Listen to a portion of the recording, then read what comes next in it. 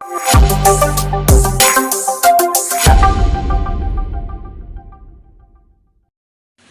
Mass മോട്ടോഴ്സിന്നാണ്. Honda Activa 60 വണ്ടി general സർവീസായിട്ടാണ് കയറ്റിയാണ്. ഇപ്പോൾ സർവീസിൻ്റെ ഭാഗമായിട്ട് നമ്മൾ അതിൻ്റെ ബാക്ക് ബ്രേക്കിൻ്റെ ഭാഗം അഴിച്ച് ക്ലീൻ ചെയ്യാൻ വേണ്ടി അയച്ചാണ്. ബ്രേക്ക് ലൈൻഡറൊക്കെ അത്യാവശ്യം ഉപയോഗിക്കാറുണ്ട്. നമുക്കൊന്ന് ക്ലീൻ ചെയ്ത് റീസെറ്റ് ചെയ്യാം. അതേപോലെ ബ്രേക്ക് ക്യാമൊക്കെ ഒന്ന് അഴിച്ച് ഗ്രീസ് ചെയ്യാം. പിന്നെ അതേപോലെ തന്നെ ബാക്കിലത്തെ ടയർ ഫുള്ള് തീർന്നിട്ടുണ്ട്. അപ്പോൾ മാറ്റാൻ വെച്ച് പറഞ്ഞിട്ടുണ്ട്. അപ്പോൾ ടയറും കൂടി നമ്മൾ കൂട്ടത്തിൽ മാറ്റുന്നുണ്ട്. പിന്നെ അതിൻ്റെ എയർ ഫിൽറ്റർ ക്ലച്ചിൻ്റെ ഭാഗം നമ്മൾ ചെക്ക് ചെയ്യേണ്ടത്. എയർ ഫിൽറ്ററൊക്കെ നമുക്ക് നോക്കുമ്പോൾ പുതിയ ഫിൽറ്റർ കിടക്കണേ, കമ്പനി ഫിൽറ്റർ തന്നെയാണ്. നമുക്കൊന്ന് തുടച്ച് ക്ലീൻ ആക്കിയിട്ട് റീസെറ്റ് ചെയ്യാം. പിന്നെ അതേപോലെ തന്നെ ക്ലച്ചിൻ്റെ ഭാഗം നമ്മൾ ചെക്ക് ചെയ്യുന്നുണ്ട്. ക്ലച്ചിൻ്റെ ഭാഗം എന്ന് പറഞ്ഞാൽ നമുക്കിത് ബെൽറ്റ് ഡ്രൈവാണ് വണ്ടി. അപ്പോൾ നമുക്ക് സ്വാഭാവികമായിട്ടും ഈ ഭാഗത്ത് ഓയിലോ കാര്യങ്ങളൊന്നും ഉണ്ടാവില്ല. നമ്മൾ മാനുവലായിട്ട് അഴിച്ച് ഗ്രീസിങ്ങാണ് നമുക്ക് ആവശ്യമായിട്ട് വരാം. അപ്പോൾ അതിന് വേണ്ടിയിട്ട് അഴിച്ചാണ്. ബെൽറ്റിൻ്റെ കണ്ടീഷനൊക്കെ നമ്മൾ ചെക്ക് ചെയ്തിരുന്നു. നിലവിൽ വേറെ കുഴപ്പമൊന്നുമില്ല. കമ്പനി ബെൽറ്റ് തന്നെയാണ് കിടക്കണേ, ഹോണ്ടയുടെ ഒറിജിനൽ ബെൽറ്റ് തന്നെ കിടക്കണേ. ഓയിൽ ലീക്ക് കാര്യങ്ങളൊന്നും പ്രത്യക്ഷത്തിൽ കാണുന്നില്ല. അതേപോലെ തന്നെ variator body, boss drive, roller അതൊക്കെ നോർമൽ സാധാരണ രീതിയിലുള്ള തേമാനൊക്കെ ഉള്ളൂ. ക്ലച്ച് യൂണിറ്റ് ഫുള്ളായിട്ട് അഴിച്ച് നമ്മളൊന്ന് ഗ്രീസിങ് നടത്തുന്നുണ്ട്. മെയിനായിട്ട് അതിന് വേണ്ടിയിട്ടും കൂടിയാണ് ക്ലച്ചിൻ്റെ ഭാഗം നമ്മൾ അഴിച്ചേക്കണത്. അതിൻ്റെ ഈ റബ്ബറുകൾ ചെറുതായിട്ടൊന്ന് ചതഞ്ഞു തുടങ്ങിയിട്ടുണ്ട്. അപ്പോൾ അതൊന്ന് മാറ്റിയിട്ടേക്കാം. വേറെ കംപ്ലയിൻറ്റ് ക്ലച്ചിൻ്റെ ഭാഗത്തില്ല.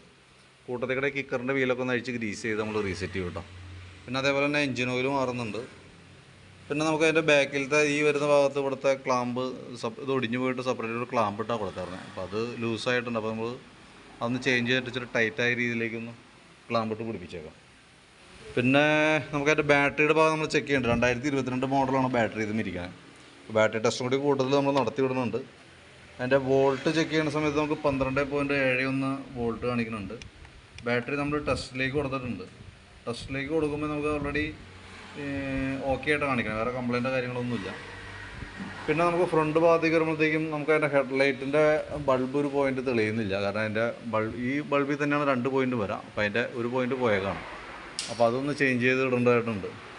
ഫ്രണ്ടിലത്തെ ടയർ വേറെ കുഴപ്പമൊന്നുമില്ല. നമുക്ക് ടയർ പ്രഷർ കാര്യങ്ങളൊക്കെ ഒന്ന് കറക്റ്റ് ചെയ്ത് റീസെറ്റ് ചെയ്യാം. ബ്രേക്കൊക്കെ ഒന്ന് അഴിച്ച് ക്ലീൻ ചെയ്യാം. ക്യാമൊക്കെ ഒന്ന് ഗ്രീസ് ചെയ്യുക. അതൊക്കെയാണ് മെയിനായിട്ട് നമുക്ക് ഫ്രണ്ടിൽ വന്ന കേസുള്ളൂ. പിന്നെ നമുക്ക് ഈ സെൽഫിൻ്റെ സ്വിച്ച് ഇതിവിടെ വരുമ്പോൾ സെൽഫിൻ്റെ സ്വിച്ച് ഇടയ്ക്ക് ജാമായിരിക്കുന്നത് പോലൊരു കംപ്ലയിൻ്റ് ഉണ്ട്. അപ്പോൾ അതൊന്ന് ചേഞ്ച് ചെയ്ത് ഇടുന്നുണ്ട് കേട്ടോ.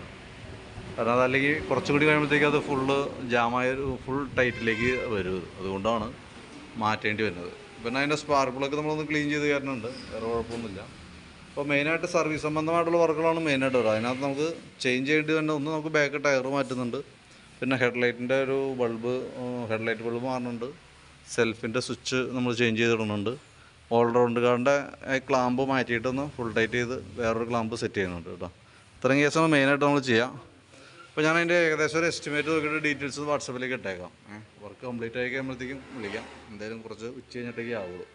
ഓക്കെ.